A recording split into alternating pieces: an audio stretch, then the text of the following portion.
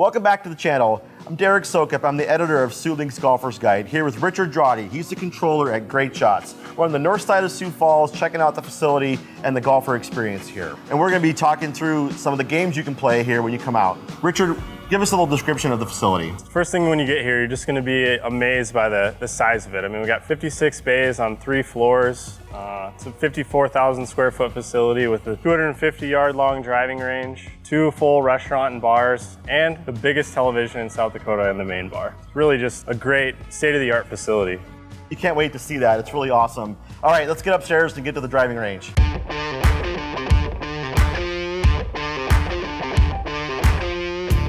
So when you come to Great Shots, what's the experience like when you walk in the front doors? Well, it's usually welcomed by a greeter to see if you're here to have food or play golf. And then if you are here to play golf, didn't bring your golf clubs, we do have a full set of clubs here for you. Otherwise, if you did bring your clubs, you can use our club storage and hit your own. Pretty cool. Once you get the app on your phone, you just open her up and hit play now.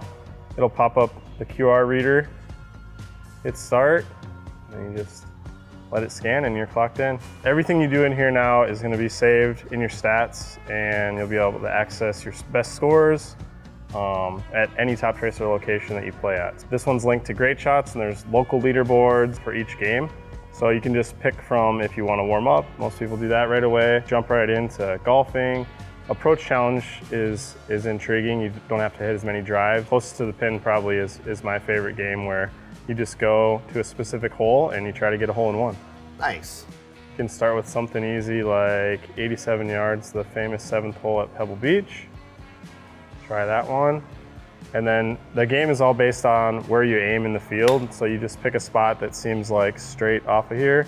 And for this one, it's probably that blue target. So every shot that you aim, you're aiming for a target, you're probably aiming to go straight towards that blue one. Sometimes you have corporate events in here and they have like a little hole-in-one type contest then as part of their event. To have each person hit and see who can get the closest, or you can load multiple players in there, and then it would log a leaderboard here of who's getting closest to the pin. Yep. It will show the global high score. So today someone has gotten it as close as 4 inches. That was me, actually.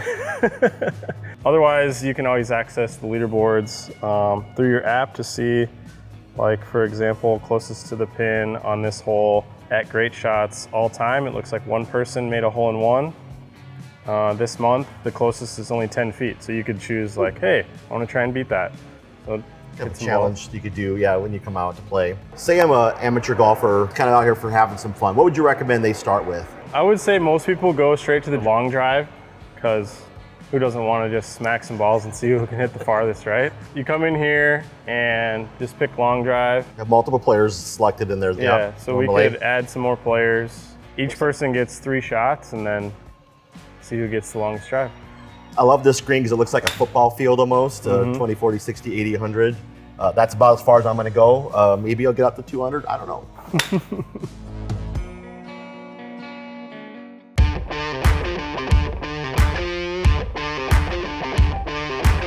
So what other games would people play out here when they come out? Another popular game is Go Fish. Once you get into that game, basically your whole team is banding together to catch the biggest fish you can. The fish will be randomly hiding in the water. Your team gets 24 shots, and it looks like every 6th shot is like a bonus shot. So you can hit 3, your buddy can hit 3, you could hit 10, your buddy could hit 2, whatever your group wants to do to just try and collect all the big fish.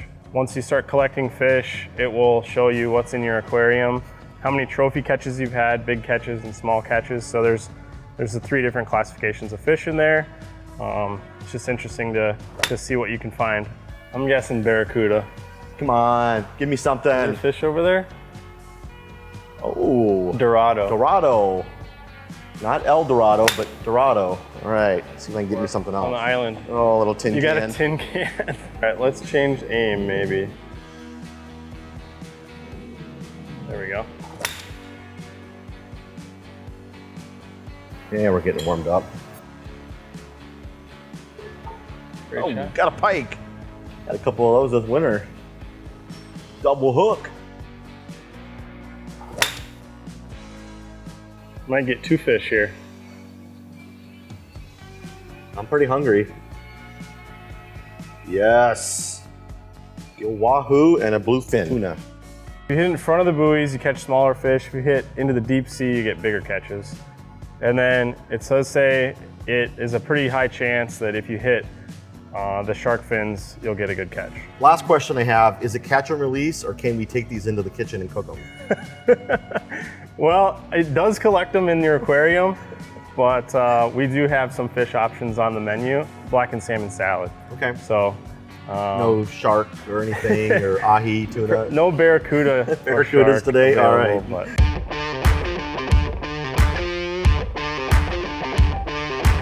Let's say you come in, you want to check to see where your game's at. You get all warmed up, you get logged in. There's a mode in here called TopTracer 30. It will guide you through 30 different shots that evaluates your game. You go through this 30-shot skill assessment and it will give you an actual handicap, okay? Okay. So you put in what your handicap is. Mine's probably around an 8. And then it will tell you, once you get done, whether you want to do a shorter tee or a longer tee, kind of what your performance handicap is based on your approaches, your iron shots, and then your driving accuracy. It will expose your strengths and weaknesses across 30 shots, and it utilizes that strokes gained statistic like you see on the PGA Tour. So if you hit a really good drive, you might have strokes gained where you hit one out there, 320, missed the bunker, landed in the fairway, it'll say you gained strokes on that. If you hit one in the water, it'll be negative strokes. It's performance-based outcomes. It's, how do I say, more purposeful practice. It gives you a shot that you need to execute. On this one, it's a driving. Go to the next shot. It might be a 167-yard approach to a tight pin on a sloped green. It's all real golf course situations that forces you to, really try and play golf as opposed to just, whacking balls downrange with no objective. So, and that's meaningful practice sessions then, instead of just like you said, grabbing a 7-iron, just hitting a few of those and actually strategizing what you should be doing on a real course then. Right. So tell me about the metrics of the TopTracer. How does it track that ball? There's cameras out in the field, and it will indicate each ball that goes out from each bay is unique. So it captures ball speed. So those people that are chasing those tour numbers, like 180 mile an hour ball speed off the driver, you'll be able to see, all right, I'm hitting at 160, okay. It's just interesting to know. Yep. So it captures ball speed, it knows your descent angles, your launch angles.